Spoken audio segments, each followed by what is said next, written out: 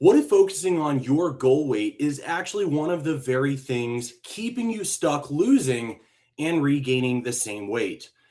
Now, I know that that sounds crazy because pretty much every fitness coach, every guru and author out there is telling you that you got to focus on your goals. Keep your goals in front of you. Think about the outcome more than anything else, and it'll keep you going.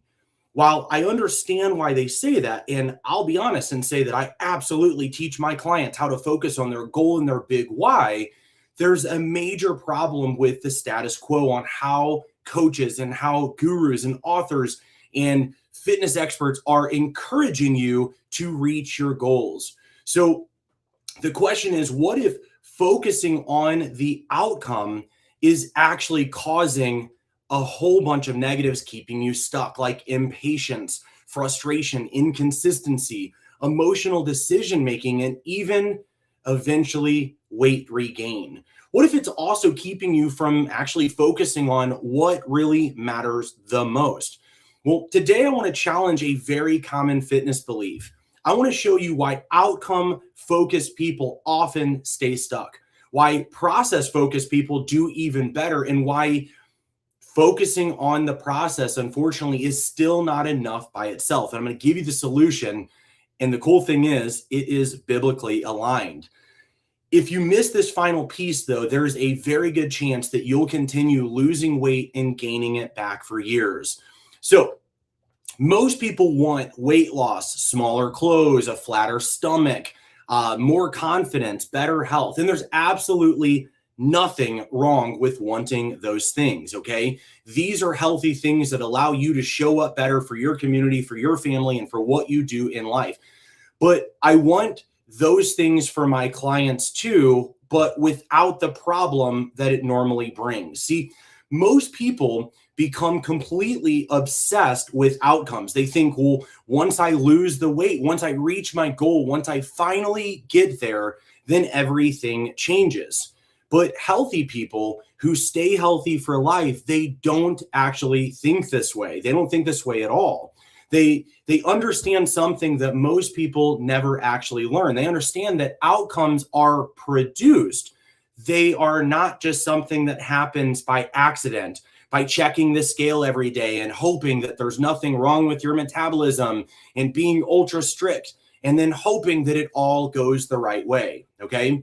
If you focus on the wrong thing, you will actually sabotage the very outcome that you're trying to create. And this is what I've seen so many times where people are like, well, I tried this, but it didn't fit my lifestyle. I wanted to do this, but I couldn't keep up with it. I was getting results, but life happened. And then next thing I knew, I was regaining it. Or maybe you're like so many of the people that I've worked with where you're like, Lance, I have lost weight 2, 3, 4, maybe even 5 times. And it always comes back. And I just can't figure out what I'm doing wrong. Why does this keep on coming back? I'm exhausted. I don't want to keep having to do this. And if you're like any of the clients that I've worked with, you're not only saying I'm tired of doing this, but you're probably noticing that each time you lose the weight from the last time that you gained it, it's probably gotten a little bit harder. Is that you? What I want to know is in the comments, do you notice that it's gotten harder for you to lose what you've lost before? If so, you're totally in the right place. This is normal. There's something known as adaptive thermogenesis or a metabolic adaptation. And along with you losing body mass, which causes your metabolism to slow in and of itself, doing things the way that the world teaches you, where it's excessive diet, excessive cardio, extreme supplements, everything's extreme, and it's all to get weight loss as quickly as humanly possible, rather than wanting to keep the weight off. This is what ends up happening. The metabolism slows. It becomes harder in the future to lose it. And that's why I want to help you to focus today on getting out of that trap and actually getting into what I've taught my clients for years that helps them to be joyfully fit 365 days a year. Okay. So part one is we've got to talk about the outcome trap, because again, this is where most people are like, well, Lance, I got to have a goal. You're right. You do need a goal, but we've got to do this the right way. So what happens when outcome becomes the focus? Well, the scale doesn't move as quickly as you hoped, and you've got panic, anxiety, maybe worry, you're fretting that something is wrong. Your waist measurement maybe doesn't change this week like you thought. You thought you're putting in all of this hard work, and why the heck is it not showing up? You're frustrated. Weight loss slows down, or maybe it's just not as fast as what you hoped. So you think, well, it's time to change the plan. This isn't working like it used to. Maybe my calories need to go just lower. I don't know, but maybe I'll slash them. Maybe I just need more cardio, or maybe I should cut out my carbs. I've heard so many people talk about how keto was the solution for them. Maybe I need that supplement. Maybe I need GLP-1s. After all, my doctor mentioned I might be pre-diabetic if I don't change my ways. Maybe I need a detox or a cleanse. I've heard so many people do that. Or maybe it's something like I need a whole new group fitness program, something fun to keep me going. Maybe I need something more extreme. Does this sound familiar? So many of my clients have had these very thoughts where it's like, well, I just need something better, a better outcome than what I'm getting. Well, outcome-focused people often become emotional decision makers, and this is what ends up happening. They don't realize it, but they're actually allowing their outcome or lack of outcome to dictate their very behaviors that gets them the outcome they want. So the outcome becomes the boss, and this is where people start making poor decisions, okay? So examples on this might be slashing calories too aggressively, excessive exercise, like, cardio every single day. Or guys, I've even worked with some people that are like, Lance, I'm doing weightlifting and I'm doing cardio in the morning and cardio in the evening. Guys, how can you keep up with it? It's so extreme. Another thing that people do, cutting foods unnecessarily, program hopping, constantly starting over. Does this sound familiar? Giving up because progress wasn't fast enough. Ironically, trying harder often creates worse results because there's usually something that's missing and you're not seeing it. So you're spraying and praying is what we call it. The old spray and pray method, where it's like, I'll try this and I'll try that. I'm going to throw everything at it, and hopefully I get the results that I want. Okay. More restriction, more frustration, less sustainability, and eventually weight regain. Why does this happen? Well, because they're allowing the fear of not reaching the outcome quickly enough or at all to cause them to change the very habits and practices that beget the outcomes that they want. This does not make any sense, but yet we do this. We are emotional people, and we often make decisions out of emotion, and then we use our logic to justify the emotional decision. This is not biblical stewardship. This is not what we want. So now we're going to talk about process, because process is so much better than focusing on outcome, but it's not complete. And I'm going to show you why.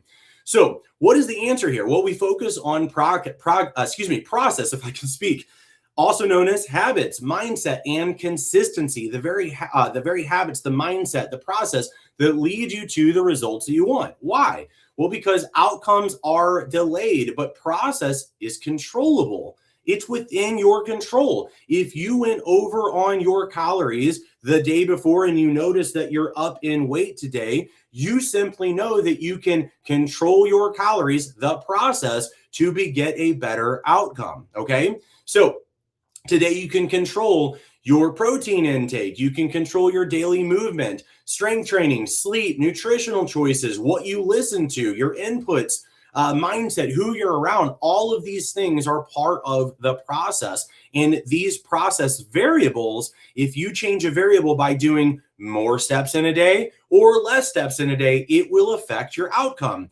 Well, if you don't focus on the process and the variables, how else do you affect your outcome? Hope and a prayer? That's what most people do. They're just like, well, I'm tracking my food and it was better than I used to be.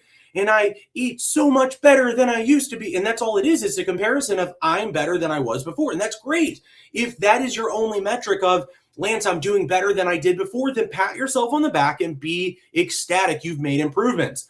But don't say that, well, I'm doing better than I used to be. But meanwhile, you're depressed and you're sad that you're not getting the results you want.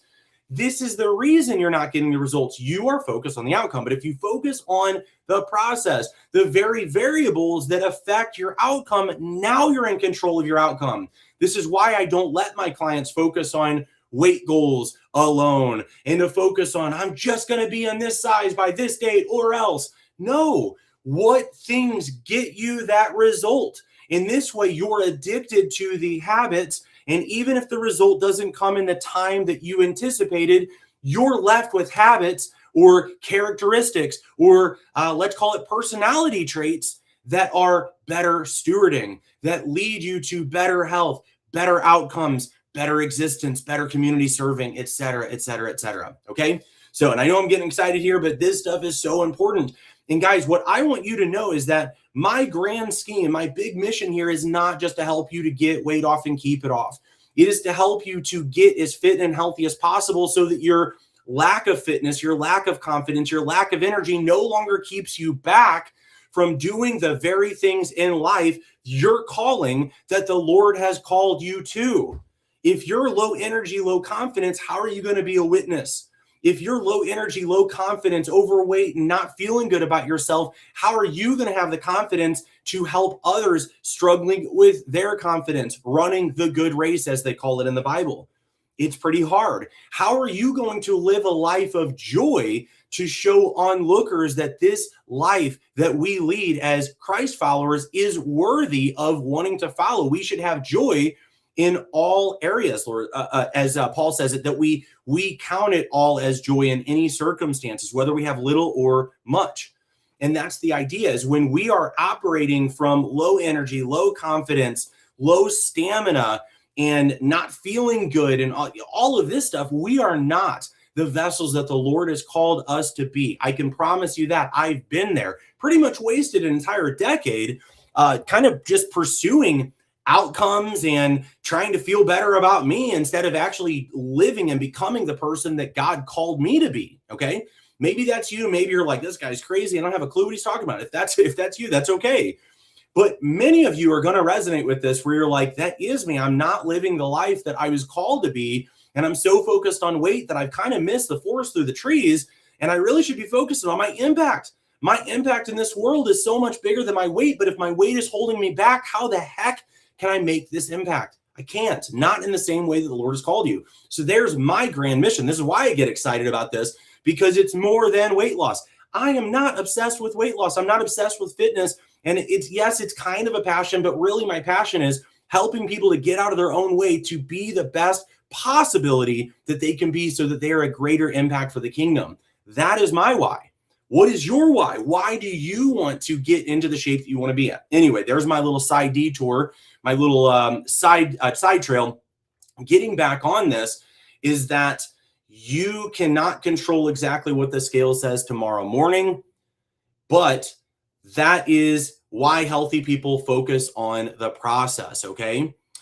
Not the other way around. The process creates the outcome, not the other way around. Focusing on the process and daily habits and lifestyle over time is going to mean that if your habits dip below the standard that you set for yourself, you already know that will likely affect your outcome, okay? So this is why we don't just focus on the outcome, we focus on the process. I'm going to explain even more so on what that process is, okay? So focusing on the process in daily habits and lifestyle over time means your habits, if they dip below your standard, you already know that you will likely affect your outcome. So if you're less active, you didn't eat as much protein, you overate on carbs, maybe you didn't get enough sleep, you had a super stressful week. These all affect your outcomes. These are what's known as variables, okay? This isn't meant to make you obsessed with perfection and being perfect. Not at all. It's simply to make you look at the variables instead of you, okay? What I mean is some people are like, oh, I didn't lose weight. What's wrong with me? Is it my metabolism? It's my age. No, it's your habits. There is something that you didn't do consistently enough. And we've got to look at your inputs, not just the outputs. Your inputs affect your outputs, okay? So it's actually helping you to focus on what we call variables. And variables are any factor that if it gets changed, it will directly or indirectly affect your outcomes, AKA your outputs. So simply put, again, to repeat this, is that your inputs affect your outputs. If you want better outcomes, you must affect your inputs. It really is that simple.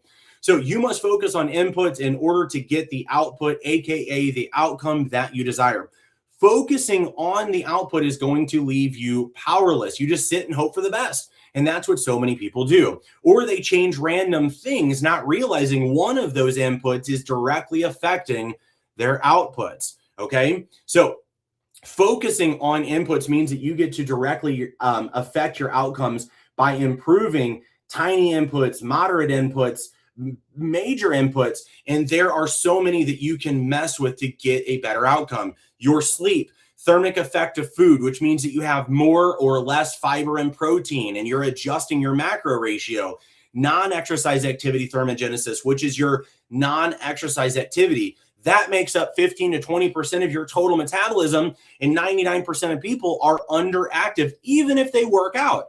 These are inputs that you focus on in order to get better outputs, okay? Calorie control, increased progressive overload, or if you're like me, I learned that many years over stress and just kind of pushing hard, I was pushing myself really hard and doing too much volume, too much activity. And so I was breaking down my joints. So over the last couple months, I began reducing how much I'm exercising and I'm getting better results. That's a variable that I altered in order to get a better result. Well, if I'm like everybody else in the world, doing it the world's way of getting fit, me not getting the results I want to, automatically, I should have assumed that I'm not doing enough. But because I looked at the process, I noticed that, hey, I'm actually doing high intensity with high volume. High volume works and high intensity works, but putting them together is a disaster. And I didn't even realize that I was doing it. It was basically over the last couple of years of like, I could tell I'm not pushing as hard as what I was because of the stress and all this. So I increased how much I was doing. And then suddenly I'm pushing harder, but I'm still doing way more. If I look at the variables, I can scale back on my progressive overload, my intensity, the total volume, whatever it might be. In my case, I decreased my volume and kept my intensity up.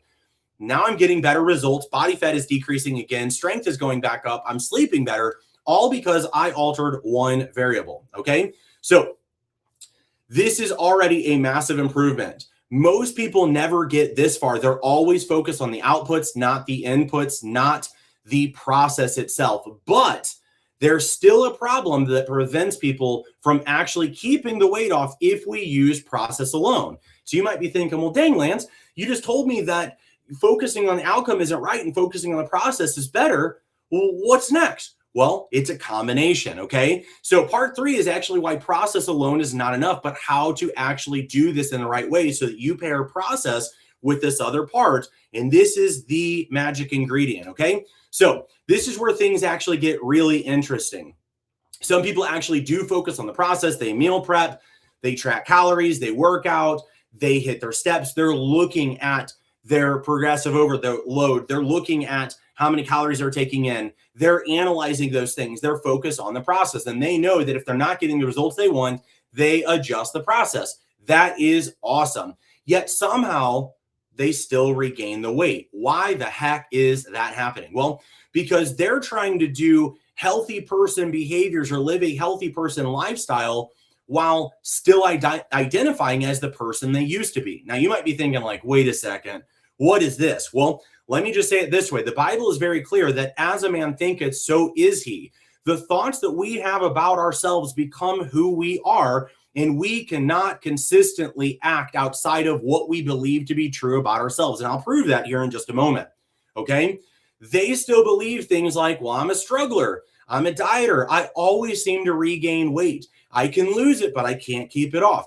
I get to go back to normal once I get this weight off. Yay. This is the thoughts of somebody who is focused on process and over outcome, which is great, but it's preventing them from keeping the weight off. Okay. Now, they may not say it aloud, but that's the identity that they're carrying. And eventually behavior drifts back towards the identity. Again, we cannot consistently act in ways that are out of alignment with who we believe we are. Okay. So this creates conflicts. All right. You're trying to do healthy things, but internally, you're still identifying with the old version of yourself. So we have misalignment. The actions I'm doing are aligned with a healthy person, but I don't see myself as a healthy person. I still see myself as the struggling weight loss person.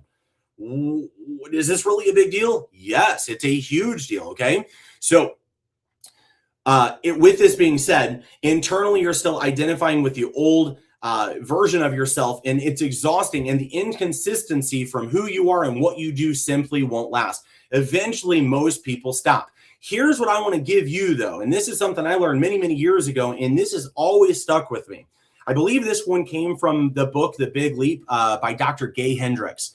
I don't agree with everything that's in the book, especially biblically, but there are some key components that absolutely do align with the Bible. And this is that key part, okay, which is the identity part that we're talking about.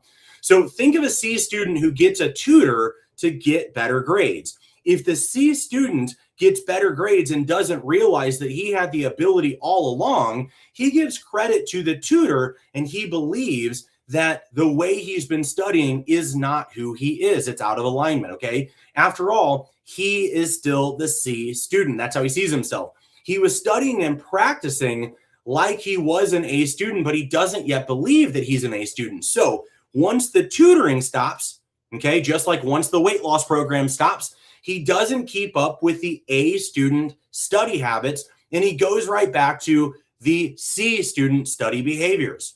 This is the problem with the process alone. This C student was given the process of studying like an A student, but was never taught that he was an A student with C student habits. So therefore, when the tutoring stops, he goes right back to the very lifestyle that got him the C's to begin with. He doesn't know any better. He thinks that I'll study like this just to get these A's with the tutor, and he goes back to it. The tutor, unfortunately, didn't realize this C student still has an identity problem, and no process is going to allow him to keep good grades until he identifies with an A student who just simply needs better performance habits. Is this making sense, guys? This is how this works, all right? So here is the real solution. This is known as be, do, have, all right? So be, do, have comes in this position. Most people think, I want to have and then do, and then I'll be that person. If I lose the weight, I'll continue to do the things, and eventually I'll become that person, okay? They think once I lose the weight, then I'll start acting healthy, then I'll become a healthy person. And unfortunately, it is backwards, okay? Healthy people operate totally different. They be first, they do the things of the person who is being, and then they have the things that they desire. First, decide who you're becoming, okay? I'm becoming a healthy steward of my body. I'm becoming someone who values strength. I'm becoming someone who takes care of their health, okay? I'm becoming someone who keeps the weight off. I'm becoming someone with confidence and purpose. I'm becoming fit and staying fit. Then put that belief of who you're becoming somewhere you'll see it daily. Write this down because you need to now begin meditating on this character that you want to become, okay? Somewhere in the Bible, maybe again, like growing up, David was a man after the Lord's own heart. And so that is the character that I want to emulate and become. So that would be the thing, is that I am a man after God's own heart, just like David. I write this and I see this in a place so that any of my habits, any of my actions that are out of alignment with this character, this identity that I believe that I'm called to, is simply not going to beget the results that I want. That's the idea, okay? So Romans 12:2 says, do not conform to the pattern of this world, but be transformed by the renewing of your mind. Notice transformation starts with renewing the mind, not the body, not the scale, the mind. This is identity work, guys. This is identity work, and you don't have to do it alone. The word is there for you. Ephesians 4:22-24 says, put off your old self and put on the new self. That's exactly what we're talking about here. Stop identifying with the old self. Stop putting on the old habits, the old beliefs, the old identity. Put on the new identity.